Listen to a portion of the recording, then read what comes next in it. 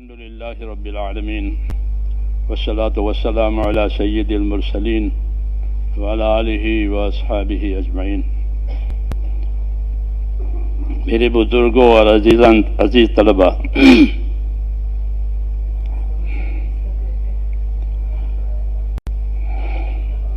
اس سے پہلے طلبہ کرام سے ہمارا ملنا ہوا رائے منڈ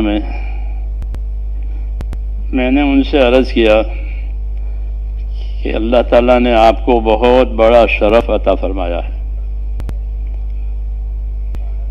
کیوں کہ حدیث پاک میں ہے کہ ساری دنیا لعنت کے تحت میں ہے۔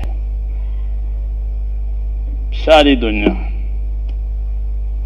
دنیا کی حکومتیں، دنیا کی تجارتیں، دنیا کی سب چیزیں کس کے تحت میں ہے؟ لعنت کے تحت میں، بعید ہے اللہ کی رحمت سے،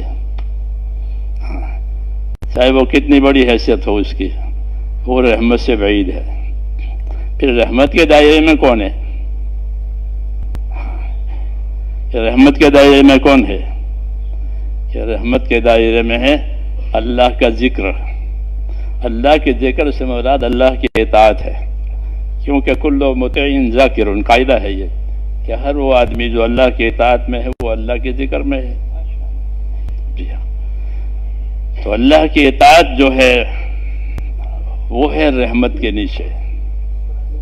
پھر اطاعت کی طرف لے جانے والے جتنے اسباب اور وسائل ہیں وہ بھی، جو قاعدہ ہے شریعت کا، للوسائل حکم المقاصد، یہ قاعدہ ہے کہ وسائل کا وہی حکم ہے جو مقاصد کا ہے۔ مقصد طیب ہے تو وسائل بھی طیب ہے، مقصد خبیث ہے تو وسائل بھی صحیح ہے۔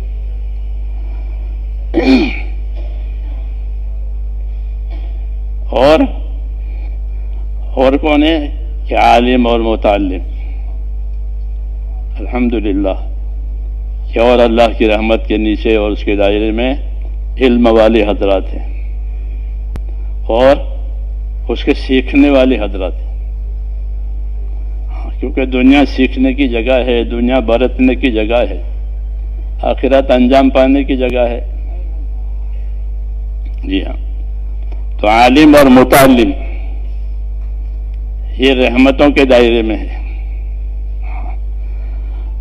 کیونکہ جو علم اللہ تعالیٰ نے ہم کو دیا ہے وہ بہت بڑا شرف ہے۔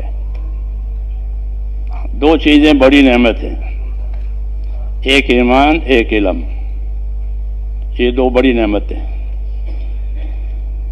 ایمان یہ تو اللہ کے تعلق کا نام ہے، اور ایمان کہ ایمان کا اثر یہ ہے کہ ایک آدمی بھی اگر زمین پر اللہ اللہ کرنے والا ہوگا تو قیامت نہیں آئے گی۔ ایمان کی یہ تاثیر ہے کہ عالم کے بقا کا یہ ذریعہ ہے، یہ عالم باقی رہے گا جب تک ایمان کا اثر باقی رہے گا۔ ایک آدمی بھی اللہ اللہ کرنے والا ہے زمین روئے زمین پر تو اللہ قیامت نہیں لائیں گے، بلکہ پورا یہ کارخانہ چلتا رہے گا۔ حالانکہ عام طور پر ایک پیسنجر کے لیے گاڑیاں چلتی ہیں کہ بھئی ایک ہی پیسنجر ہے تو نہیں چلائے گا وہ، لیکن یہ چلے گی ایک آدمی اللہ اللہ کرنے والا ہے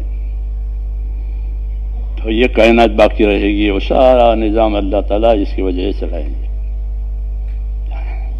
ایمان۔ پھر اللہ نے علم اتارا ہے، کیونکہ ایمان کا تقاضا اطاعت ہے۔ ایمان کس چیز کو مقتضی ہے؟ کہ ایمان کا تقاضا اطاعت، کہ اللہ پر ایمان لائے ہیں یعنی اللہ کی اطاعت کریں گے۔ پیغمبروں کا دنیا میں آنا اسی مقصد کے لیے ہے، وَمَا أَرْسَلْنَا مِن رَّسُولٍ إِلَّا لِيُطَاعَ بِإِذْنِ اللَّهِ۔ انبیاء کرام کی آمد دنیا میں وہ اللہ تعالیٰ کی اطاعت قائم کرانے کے لیے ہی ہے۔ پھر اطاعت کے حدود قیود، تاکہ وہ صحیح ہو جاوے، تقصیر سے اور گولو سے بچ جاوے، اس کے لیے کیا ہے کہ اس کے لیے اللہ تعالیٰ نے علم اتارا، صحیح رہبری کے لیے، تاکہ اس میں اس اطاعت میں کسی قسم کی تقصیر نہ ہو۔ تو یہ دوسری نعمت ہے علم، کہ اللہ کی اطاعت کے کیا تقاضے ہیں اور اس کے کیا حدود قیود ہیں. ایک دوسری بات ہے کہ دنیا ہے یہ مخلوق، اس میں اللہ تعالیٰ کی مخلوق ہے.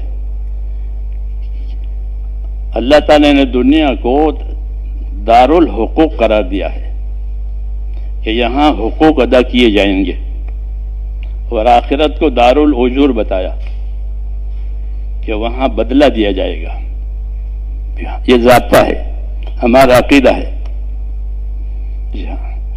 کہ آخرت دار الاجور ہے اور دنیا دار الحقوق ہے. یہاں حقوق ادا کیے جائیں گے اور آخرت میں اس کا بدلہ دیا جائے گا. تو حقوق کی پہچان کیسے ہو کہ کیا کیا حق ہے؟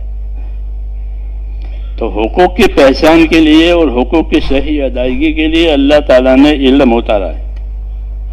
یہ ہمارے علم کی غایت ہے کہ اس علم کے ذریعے سے حقوق ادا کیے جائیں گے. سب سے پہلے اللہ کا حق ہے. حضور صلی اللہ علیہ وسلم فرمایا معاذ آپ کو معلوم ہے اللہ کا کیا حق ہے؟ کہ نہیں آپ بتائیں گے. فرمایا اللہ کا حق یہ ہے کہ اسی کی اطاعت کی جائے گی، اس کے ساتھ اسی کی عبادت کی جائے گی، اس کے ساتھ کسی کو شریک نہیں کیا جائے گا. تو اللہ کا حق بتایا سب سے پہلے، کیوں کہ یہ ہے حق ادا کرنے کی جگہ. اسی طرح چونکہ دنیا تعلقات کی جگہ ہے، یہاں آدمی کے پیدا ہوتے ہی اس کے تعلقات شروع ہو جاتا ہے. یہ ماں ہے، یہ باپ ہے، یہ ددیال ہے، یہ کاروبار ہے، تعلقات ہے. اور تعلقات کے حقوق ہوتے ہیں، اس کے حقوق نہ ادا ہوں گے تو وہ تعلقات کیسے صحیح قائم ہوں گے؟ تو چونکہ یہ دنیا دارالحقوق قرار دی گئی ہے اللہ کی طرف سے، اس لیے اللہ تعالیٰ نے ان حقوق کی ادائیگی کے لیے علم اتارا ہے نبیوں پر. حضور صلی اللہ علیہ وسلم آخری نبی ہیں، آپ کو کامل طور سے سارا علم دیا گیا. ایمانیات ہو، عبادات ہو، معاملات ہو، معاشرت ہو، ہر لائن کا آپ کو کامل علم دیا گیا ہے. وہ علم آپ نے دنیا کو پہنچایا ہے. اسی وجہ سے تاکہ ہر طبقہ اپنی جگہ اپنا علم لے کر کے حق ادا کرنے والا بنے. جی ہاں، اس لیے مولانا محمد یوسف صاحب فرماتے تھے ہمارے ہاں ہر شعبے کے فضائل ہیں، ہر شعبے کے مسائل ہیں. ہر شعبے کے فضائل ہیں، ہر شعبے کے مسائل ہیں. عبادت کے فضائل، عبادت کے مسائل. جی ہاں، اسی طرح ہر شعبے کے فضائل، ہر شعبے کے مسائل. یعنی اس کا علم دیا گیا ہے کہ ان علم پر عمل کرنے سے کیا ملے گا اور اس کا کیا طریقہ ہے. فضائل اور مسائل کا یہ مطلب ہوتا ہے کہ بھئی اس پر ہم کو کیا دیا جائے گا آخرت میں اور دنیا میں، اور پھر اس کے کرنے کا کیا طریقہ ہے. یہ ہر شعبے کے فضائل، ہر شعبے کے مسائل دیے گئے ہیں تاکہ ہمارا ہر شعبہ جو ہے وہ علم پر چلے اور صحیح رخ پر یہ قائم رہے. اس لیے اللہ تعالیٰ نے ہر شعبے کے علوم ہمارے اوپر رسول صلی اللہ علیہ وسلم کے ذریعے سے گویا ہمیں دیے گئے ہیں. اس لیے ان کا سیکھنا فرض ہو گیا کہ یہ علم سیکھنا کہ یہ فرض اور لازم ہے، ورنہ آدمی جاہل رہے گا. ہاں، وہ جاہل تو ایسا ہوتا ہے جیسا نابینا ہوتا ہے. جی ہاں، اسے کچھ پتہ نہیں کیا اونچ ہے کیا نیچ ہے. جی ہاں، ایسے ہی جب علم نہیں ہوگا تو وہ اپنی ذمہ داریوں کو کیسے پورے کر سکے گا؟ یہ تو ایک بے خبر ہے. اس لیے اللہ تعالیٰ نے ہم کو علم سے نوازا اور علم کو فرض کیا کہ اپنی زندگی علم والی بناوے. جس لائن میں ہو اس لائن کا علم اس کے ذمہ ضروری ہے تاکہ اس کو فضیلت ملے اور آخرت میں اس کا بدلہ ملے اور دنیا میں اس کا حق ادا ہو جائے. اس لیے اس علم کو عام کیا گیا، اس کا سیکھنا ضروری قرار دیا کہ اس علم کے بغیر نجات نہیں ہے. اس کے بغیر نجات نہیں ہے. جہالت ہے، جہالت جہنم میں لے جاتی ہے. ہمارے پڑھنے کے زمانے میں ایک کتاب پڑھائی جائے کریمہ، پتہ نہیں ہے بھیا نے ہستہ بصیر کمند ہوا. اب نہیں ہے. ہاں مختصر سی کتابیں ہوتی تھی، وہ کریمہ ہے، پندنامہ ہے، یہ پڑھ جائے. پندنامہ کے بارے میں تو ہمارے ایک بزرگ فرماتے تھے کہ تو سرانے رکھنے کی کتاب ہے کہ پڑھ کے سو جاؤ، اٹھ کے پڑھو. رائیون میں فارسی کا سال ہے، اس میں ساری کتابیں ہیں. نام حق، کریمہ، پندنامہ، مالا، نام حق کتاب میں منظوم کتاب ہے، اس میں کتاب کے مسائل ہیں، منظوم مسائل ہیں. نام حق میں نے بھی پڑھی ہے. نماز کے موٹے موٹے مسائل نظم میں. تو کریمہ ہے، وہ کریمہ پر بات آئی. تو کریمہ میں یہ ہے کہ سرانجام جاہل جہنم بود، کہ جاہل نکو عاقبت کم بود. یہ کہ جاہل کا سرانجام کیا، کہ ظاہر کا سرانجام جہنم. کیوں؟ کہ اس نے حقوق کی پائمالی کی ہے، حقوق سے بے خبر رہ کر اس سے حقوق کی پائمالی ہوئی ہے، اس لیے اس کو سزا ملے گی. اور رہا علم، کہ علم ہے تو سارا نظام صحیح ہے. اس کریمہ میں یہ ہے تو را علم در دین و دنیا تمام، کہ کاری تو از علم غیرت نظام. یہ کہا علم تیرے لیے کافی ہے دنیا آخرت کے نظام کے لیے. کیوں؟ اس میں سارے حدود ہے، قیود ہے. جی ہاں، سب چیزیں اس کے اندر بیان کی گئی ہے. تو ہمارا علم جو ہم کو ملا ہے وہ اس مقصد سے ملا ہے کہ اللہ نے دنیا کو دار الحقوق قرار دیا ہے. تو حقوق کی معرفت کے لیے علم اللہ نے اتارا ہے، اس لیے اس کا سیکھنا فرض ہو گیا تاکہ حق ادا کر کے آخرت میں جائیں. اس کی فرضیت اسی وجہ سے کہ حق ادا ہو جائے گا، نہیں تو حق نہیں ادا ہوگا حالت کی وجہ سے. اس لیے تو اس کو سیکھنا سکھانا لازمی ہو گیا. ایک بات. دوسری بات کہ یہ علم جو ہے ایک بطور امانت کے آیا ہے، اس میں کسی قسم کی کوئی تبدیلی تحریف جائز نہیں ہوگی. یہ امانت ہے، جیسا ہے ویسا ہی رکھا جائے گا، ویسا ہی سکھا جائے گا، ویسا ہی بتایا جائے گا. یہ اللہ کی امانت ہے، اس کی حفاظت بھی ضروری ہے، اور پھر امانت ہونے کی وجہ سے اس کی اشاعت بھی ضروری ہے. کیوں؟ کہ ایک مشترک سرمایہ ہے، یہ سب کی ہدایت کے لیے آیا ہے، سب کی رہبری کے لیے آیا ہے، سب کی نجات کے لیے. اس علم کی مثال حضور صلی اللہ علیہ وسلم نے آسمان کے پانی سے دی ہے. مثل ما بعثنی اللہ من العلم والہدى کمثل غیث، کہ یہ علم و ہدایت جس کے ساتھ مجھے اللہ پاک نے بھیجا ہے اس کی حیثیت ایسی ہے جیسے آسمان سے آنے والا پانی. آسمان سے آنے والے پانی کی تاثیر یہ ہے کہ زمین کی ہر مخلوق اس کے سبب سے زندہ رہتی ہے. پانی کٹ ہو جائے تو کہ زمین کی مخلوق زندہ نہیں رہے گی. وجعلنا من الماء کل شیء حی، کہ پانی سے ہم نے ہر چیز کو اس زمین پر حیات دے رکھی ہے. تو جس طرح پانی حیات کا سبب ہے، اس طرح حضور صلی اللہ علیہ وسلم کا لایا ہوا علم و ہدایت یہ سب کی نجات کا ذریعہ ہے. یہ کہنا ہے ہر طبقے کی، اوپر کا طبقہ، نیچے کا طبقہ، کمزور طبقہ، قوی طبقہ، جو بھی طبقہ، سب کی ہدایت، سب کی نجات اس کے اندر ہے. اس لیے اس علم کو ایک مشترک سرمایہ بتایا گیا کہ اس میں سب کا حصہ ہے. ہدی للعالمین، سب کی ہدایت ہے، سب کی رہبری ایک مشترک ہے. اس لیے یہ امانت ہے. اس کا سیکھنا، اس کا سکھانا اور اس کو حقدار تک پہنچانا یہ ذمہ ہے. جس طرح مال تجارت سے ترقی کرے گا، یہ علم اس سے ترقی کرے گا کہ اس کو سکھایا جائے گا، سیکھا جائے گا، پہنچایا جائے گا، بتلایا جائے گا. اس کے طلبگار پیدا کیے جائیں گے. طلب ہوتی نہیں، طلب ہوتی نہیں ہے. جو چیزیں سامنے ہے اس کی طلب ہوتی ہے، اس کا نفع سامنے ہے اس کی طلب ہوتی ہے. اس کی طلب ہوتی نہیں کہ اس کی طلب پیدا کراؤ. لوگوں کو اس کا طالب بناؤ. جس چیز کی طلب پیدا ہو جائے گی وہ چیز ترقی کرے گی. یہ موبائل دنیا میں دیکھ لو. جی ہاں، ہر ایک کے پاس پہنچ گیا، یہاں تک کہ بھیک مانگنے والوں کے پاس بھی ہے. بھیک مانگتے ہیں اور موبائل رکھتے ہیں. پتہ نہیں کیا مسائل ہیں ان کے. جی ہاں، ہم نے دیکھا رکشہ بیٹھے اور جا رہے اور موبائل ہے.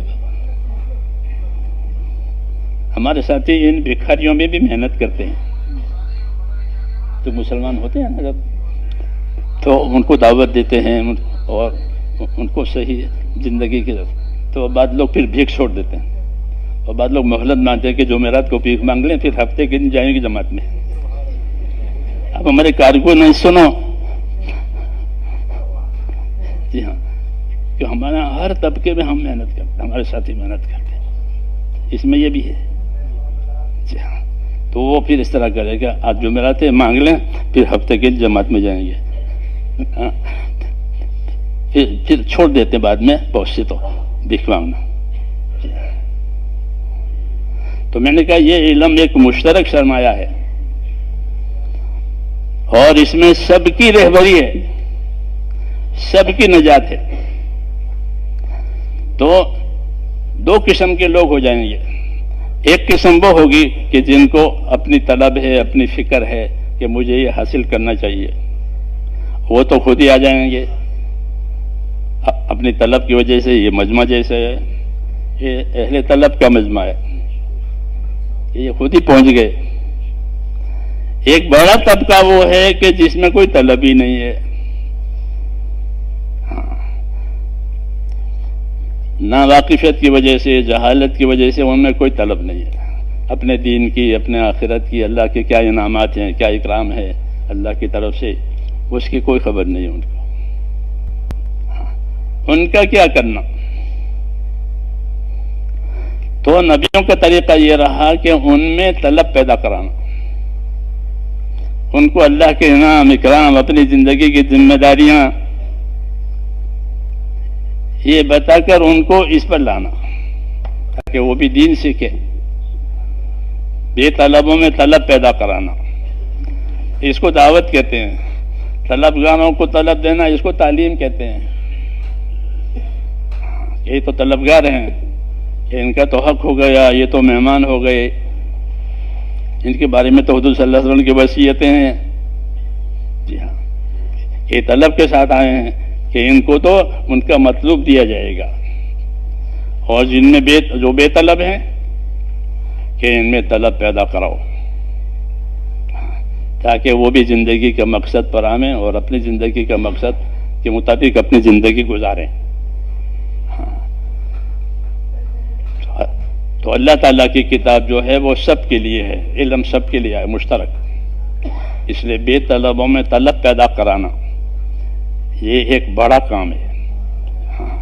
بڑا کام ہے. جیسے کہ دنیا میں کسی کو ایسی بیماری ہوگی کہ بھوک نہیں لگتی، نیند نہیں آتی، تو کیا کرتے ہیں کہ ایسا علاج کرو کہ اس کو بھوک لگے اور یہ کھانا کھاوے بھوک سے. نیند نہیں آتی، نیند آنا ضروری ہے، بھوک لگنا ضروری ہے. تو ایسے ہی زندگی کا مقصد اور آخری طرف طلب کہ یہ ضروری ہے، ورنہ تو زندگی بیکار ہو جائے گی اس کی. تو طلب پیدا کرانا، تو اللہ تعالیٰ نے نبیوں کے ذمے یہ بھی رکھا ہے کہ بے طلبوں میں طلب پیدا کراؤ. تو وہ بے طلبوں میں طلب پیدا کرانے کے لیے ان کے اوپر محنت کرتے تھے، اور اس محنت میں ان کو اپنی زندگی کی ذمہ داریوں کو سمجھاتے ہوئے اللہ کے انعامات، اکرامات، اللہ کیا دینے والے ہیں وہ بتاتے تھے. دوسرا کہ ان کے ساتھ حسن معاشرت اور اچھے اخلاق سے ان کے ساتھ معاملہ کرتے تھے، جس کی وجہ سے وہ مانوس ہوتے تھے. اگرچہ اس کام کی رفتار دھیمی ہے، لیکن بنیادی ہے کہ اللہ کے انعام کرام بتا کر کے ان کو اللہ کی طرف متوجہ کرنا، آخرت کی طرف متوجہ کرنا، اپنی زندگی کی ذمہ داریوں کی طرف متوجہ کرنا. پھر اگر وہ نہیں مانتے ہیں تو کہ اگر وہ نہیں مانتے ہیں تو ان کو چھوڑتے نہیں ہیں، بلکہ انبیاء کرام صبر کر کے اپنا کام پورا کرتے ہیں اور ان کے ساتھ حسن اخلاق سے، حسن معاشرت سے زندگی گزارتے ہیں۔ جی ہاں، اس لیے ہر نبی دنیا میں اخلاق کے ساتھ آیا اور ترغیب کے علم کے ساتھ بھیجا گیا، کہ ترغیب کا علم یہ ہر نبی کو دیا تاکہ لوگوں کو ترغیب دے کہ اللہ تعالیٰ نے تمہارے لیے کیا کیا تیار کیا ہے، اللہ تمہیں تمہاری اطاعت اور عبادت پر کیا کیا دینے والے ہیں۔ ترغیب کا علم یہ ہر نبی کے پاس آیا، رسول صلی اللہ علیہ وسلم کے پاس بھی آیا، آپ نے خوب ترغیبیں دی ہیں۔ جی ہاں، کہ اللہ یہ دینے والے ہیں، اللہ یہ کرنے والے ہیں، اللہ اس طرح تمہارے حالات کو بنائیں گے، تمہارے عمل پر یہ حالات ہو جائیں گے، وغیرہ وغیرہ، فضائل تاکہ لوگوں میں اس کی رغبت پیدا ہو جائے۔ دوسرا طریقہ ان کو مانوس کرنے کا وہ انبیاء کرام علیہ الصلوۃ والسلام کے اخلاق، ہمدردی، ان کی ناشائستہ حرکتوں پر صبر کرنا، یہ دوسری چیز ہے جو ان کو مانوس کرتی ہے۔ رسول صلی اللہ علیہ وسلم چونکہ سب سے اشرف اور اعلیٰ انبیاء کرام میں، آپ کو اللہ تعالیٰ نے اخلاق کا سب سے اونچا معیار دیا گیا، کیونکہ آپ کے سامنے جو جہالت تھی، جاہلیت تھی، وہ بھی بہت پکی تھی، پکی جاہلیت۔ ہاں، کتنے صدیاں گزر گئی تھی اس جاہلیت پر، تو جاہلیت کا توڑ اس کے سوا نہیں ہو سکتا تھا کہ اچھے اخلاق کے ساتھ ایک بات چلائی جائے، اس کی وجہ سے جاہلیت کٹی۔ جی ہاں، اور لوگ آپ کی طرف متوجہ ہوئے، سب سے پہلے آپ کی امانت، آپ کی صداقت ظاہر ہوئی۔ ہاں، ایک مدت تک کہ یہ آدمی سچا ہے، یہ آدمی امانت دار ہے، تو لوگ مانوس ہوئے۔ پھر آپ صلی اللہ علیہ وسلم نے اپنی دعوت رکھی اور زندگی کا مقصد کی طرف متوجہ کیا کہ اصل زندگی تو عبادت کی زندگی ہے اللہ تعالیٰ کی، اور اس پر آپ نے اس انداز سے محنت کرائی کہ لوگوں کو اللہ کے انعامات اور اکرامات بتائے اور زندگی کی ذمہ داری کے کیا نتائج آئیں گے موت کے بعد، اور یہ بتایا کہ اصل زندگی تو آخرت کی زندگی ہے، دنیا ہمارے لیے پیدا کی گئی ہے اور ہم آخرت کے لیے پیدا ہوئے ہیں، یہ بتایا گیا۔ اور آخرت کے لیے کہ آخرت کے لیے یہ ہے، تو ہم کو آخرت بنانے کے لیے آخرت والا علم دیا ہے، جو علم ہم کو ملا ہے وہ آخرت بنانے والا علم ہے۔ جیسے دنیا کے لیے علوم فنون ہوتے ہیں دنیا کی ترقیات کے لیے، وہ دنیا کی ترقیات کے لیے ہے، لیکن آخرت بنانے کے لیے اور زندگی کی ذمہ داریوں کو پورا کرنے کے لیے اللہ تعالیٰ نے یہ علم تب جو حضور صلی اللہ علیہ وسلم کو دیا ہے، قرآن و حدیث کا علم، یہ زندگی کی ذمہ داریوں کو پورا کرنے کے لیے ہے، حقوق کی ادائیگی کے لیے ہے، ہاں، اور آخرت کے نجات بھی اسی پر ہے۔ اس لیے کہا کہ یہ اتنا ضروری ہے زندگیوں کے لیے جتنا کہ زمین کے لیے بارش کی ضرورت ہے، کہ زمین کے لیے جتنی بارش کی ضرورت ہے کہ بارش کے بغیر زمین کی کوئی آبادی نہیں ہو سکتی، ایسے ہی اس کے بغیر کہ زندگی کوئی آباد اور کامیاب ہو ہی نہیں سکتی جب تک اس کو دیا، اس لیے یہ دیا گیا اور اس کے ساتھ اس کی محنت دی گئی کہ اس کی محنت کرو اور لوگوں کو اس کے کیا کیا اس کے اندر خوبی ہے اور کیا کیا اس کے پیچھے ملنے والے ہیں انعامات اللہ تعالیٰ کے، اس کی ترغیب۔ جی ہاں، تو اس طرح یہ کام ہوا تو لوگوں میں دھیرے دھیرے اس کی طلب پیدا ہوئی، یہاں تک کہ پھر یہ طلب بڑھ گئی جو اس کی محنت ہوئی اور لوگ خوب اس کے طالب ہوئے۔ جی ہاں، اور اپنی طلبوں سے بڑے بڑے علوم حاصل ہوئے، اللہ تعالیٰ نے کامیابی دے دی۔ بے طلب ماحول تھا، اب بعد میں اس میں طلب آ گئی اور پھر اللہ تعالیٰ نے اس کو انجام تک پہنچایا۔ تو اس لیے ہماری زندگی کی ذمہ داری ہے کہ یہ ایمان اور علم، یہ دو ہماری زندگی کی بنیادیں ہیں اور یہ ایک مشترک امانت ہے، اس میں خود بھی اپنے آپ کو قائم رکھنا ہے اور دنیا میں یہ چیز چلے اس کے لیے ہمیں محنت کرنی ہے۔ تو اس محنت کے لیے یہ ایک محنت اللہ نے ہم کو یہ بھی ایک محنت دی ہے، یہ محنت چلتی ہے تو لوگوں کی زندگیوں میں تبدیلیاں آتی ہیں، آخرت کی طرف شعور اور دھیان بڑھ جاتا ہے اور پھر وہ اپنی زندگی کی ذمہ داریاں پوری کرنے کے لیے سیکھتے ہیں یا جاننے والوں سے پوچھتے ہیں۔ طلب کی علامت ہے کہ سیکھے یا جاننے والوں سے پوچھے، تو یہ بات پیدا ہو گئی۔ سنا سے اب لوگ ان مسائل کو اور دینی باتوں کو طلب کی وجہ سے پوچھنے لگے، اگرچہ یہ 100% نہیں ہوا ہے لیکن اللہ کا بہت فضل ہوا کہ پھر بھی بہت ایک مقدار میں بڑی طلب پیدا ہو گئی ہے۔ اس لیے اللہ تعالیٰ نے ہم پر یہ کرم کیا ہے کہ ایک تو ہم کو علم دیا ہے اور علم کے ساتھ ہم کو اس کی دعوت اور محنت دی کہ حضور صلی اللہ علیہ وسلم نے اپنے تمام علوم کو دعوت کے ساتھ جوڑا ہے۔ جو علوم آپ پر نازل ہوئے آپ نے اس کی دعوت دی ہے، آپ نے اس کے ساتھ لوگوں کو بلایا ہے، کیونکہ یہ مشترک ہے، سب کے لیے آیا ہے۔ اس لیے یہی ہماری ذمہ داری ہے کہ بھئی علم کی کیا غایت ہے کہ علم کی غایت یہ ہے کہ اپنی ذات سے اپنے آپ کو اس علم کا پابند کرنا اور دنیا میں اس علم کو رائج کرنا تاکہ سب کی آخرت بنے اور دنیا سلامت رہے۔ اس علم کے دو فائدے ہیں کہ دنیا آخرت بن جائے گی اور دنیا اس علم کی وجہ سے سلامت رہے گی، کیونکہ اس علم میں حقوق کی ادائیگی کی ہدایت ہے کہ اس علم کے ذریعے سے حقوق ادا ہوں گے۔ ظاہر بات ہے جب حقوق ادا ہوں گے تو کوئی فساد نہیں ہوگا۔ فساد ہوتا ہے وہ حقوق کی پائمالی کی وجہ سے ہوتا ہے۔ جب حقوق کی پائمالی نہیں ہوگی تو پھر یہ آباد ہو جائے گی۔ اس لیے حضور صلی اللہ علیہ وسلم کی تعلیم کے ذریعے سے لوگ بھائی بن گئے اور یہی آپ کی رہبری بھی تھی، کونوا عباد اللہ اخوانا، اللہ کے بندے رہو، آپس کے بھائی رہو۔ تو اللہ کی بندگی کا حق بھی ادا کرنا ہے، آپس کی بھائی چارے کا حق بھی ادا کرنا ہے۔ اس کے لیے اللہ تعالیٰ نے ہمیں یہ علم دیا ہے، یہ اپنی ذات سے سیکھنا بھی ہے اور دوسروں میں اس کی اس لیے محنت کرنی ہے تاکہ وہ بھی اس کو حاصل کرے۔ اس لیے پڑھنے کے زمانے میں پڑھنا ہے اور محنت سے پڑھنا ہے، ہاں، کیونکہ یہ علم بغیر محنت کے ملتا نہیں ہے۔ بزرگوں نے فرمایا کہ یہ دو محنتوں سے پرواز کرتا ہے، ایک حاصل کرنے کی محنت، ایک عمل کرنے کی محنت۔ تحصیل اور تعمیل یہ دو بنیاد ہے کہ اس کے حاصل کرنے میں محنت کی جاوے، اچھی طرح سے اس کی محنت کی جاوے، پھر اس کے ساتھ ساتھ اس پر عمل بھی ہو جاوے، ہاں، کیونکہ یہ عمل کرنے کے لیے آیا ہے، یہی اس کی جان ہے کہ اپنا علم پر عمل کیا جاوے، ہاں، تو اپنی ذات سے اپنا اس کو پابند بنانا، ہاں، یہی اس کی اصلی غایت ہے کہ علم سے مراد عمل ہے۔ پھر اپنا عمل بناتے ہوئے یہ بھی عمل میں شامل ہے تعمیل میں کہ دوسروں میں اس کی دعوت دی جاوے، دوسروں کو اس کا طلبگار بنایا جاوے، کیونکہ جس چیز کی دعوت ہوگی تو وہ چیز ترقی کرے گی، جو ترقی کرے گی وہ چیز باقی رہے گی، جس کی دعوت نہیں ہوگی تو وہ کیسے ترقی کرے گی، وہ ترقی نہیں ہو تو کیسے باقی رہے گی۔ تو یہ بقا کا یہی ذریعہ ہے۔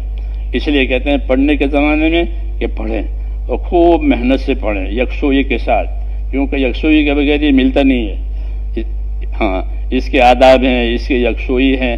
اور پھر جب پڑھ لیں فارغ وقت ہے کہ تو اس عمل کو اس علم کو اپنے عمل میں لانے کے لیے دوسروں میں جا کے محنت کریں، ہاں، دوسروں میں جا کے محنت کریں تاکہ اس عمل پر عمل کرنے کے مواقع ہم کو حاصل ہو جائیں، ہاں، جس طرح مال تجارت سے ترقی کرے گا اسی طرح یہ علم اس محنت سے ترقی کرے گا، ہاں، کہ پھر جن میں طلب نہیں ہے ان میں طلب آئے گی۔ چنانچہ محنت کے ذریعے سے لوگوں نے اگر ان میں طلب نہیں، ان کو موقع نہیں ملا تو انہوں نے اپنے اولادوں کو بنایا عالم۔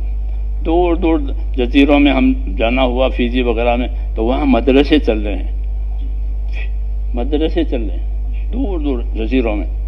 ان جزیروں میں تو معلوم ہوا کہ جماعتیں پہنچی اور جماعتیں پہنچا ان کو ذمہ داری بتائی، تو ان کا ہمارا تو وقت نکل گیا لیکن ہماری اولاد، تو انہوں نے پھر ہاں جی ہاں، تو وہ مدرسہ تھا۔ میں فیجی میں ایک دور کے علاقے میں گیا تو ایک کسی مناسبت سے میں نے کوئی شعر پڑھا تھا مولانا اسد اللہ صاحب کا، جی ہاں، تو ایک صاحب مجھے کہ وہ شعر دہراؤ، میں کہا آپ کون ہیں؟ کہ میں بنگلہ دیش سے ہوں اور یہاں مدرس ہوں، وہاں یہاں مدرسہ ہے اور میں پڑھاتا ہوں، تو وہاں دور دور جزیروں میں مدرسے ہو گئے، الحمدللہ لوگوں میں طلب پیدا ہو گئی۔